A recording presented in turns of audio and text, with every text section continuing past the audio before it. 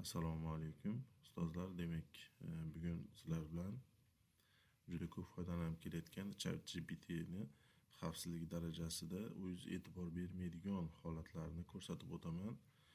Bunga e'tiborli bo'lishingiz talab qilinadi. Sababi bu ma'lumot orqali siz butunlik o'zingizdagi birovga bermoqchi bo'lmagan ma'lumotlarni ham ulashib qo'yishingiz mumkin. Shuning uchun e'tiborli bo'lasizlar.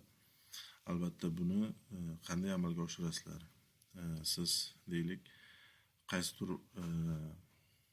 chatda do'stingiz bilan bo'lishasiz. Bo'lishish orqali, ya'ni birgalikda o'sha masalani ko'rib chiqishni xohlaysiz va bu holat ochiq open source holatda qoladi. Va bunga hujum qilinadigan bo'lsa, sun'iy intellekt agentlari orqali sizni barcha ma'lumotlaringizni olishi mumkin. Shuning uchun hozirgi paytda men aynan mana shunday holatni qanday qilib bartaraf qilishni tushuntirib o'taman. Buning uchun siz o'zingizni akkauntingizga kirasiz.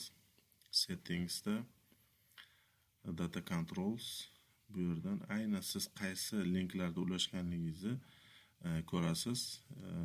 Shared linksga kirib, manageda mana aynan berilgan mana shu link sizda hozirda open holatda, ya'ni ochiq holatda turibdi.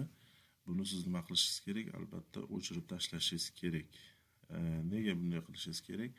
Aksincha bu link ochiq holatda turganligi uchun sun'iy intellekt agentlari internet tizimi orqali hujum qilgan paytda sizni akkauntingizga bemalol kirib, ichidagi yozilgan ma'lumotlaringizni, balkim siz ko'rmaydigan, ya'ni siz bergan so'rovlaringiz ichida aynan siz ko'rmaydigan ma'lumotlarni ham olib chiqib ketishi mumkin. Shuning uchun e'tiborli bo'lasizlar degan umiddaman.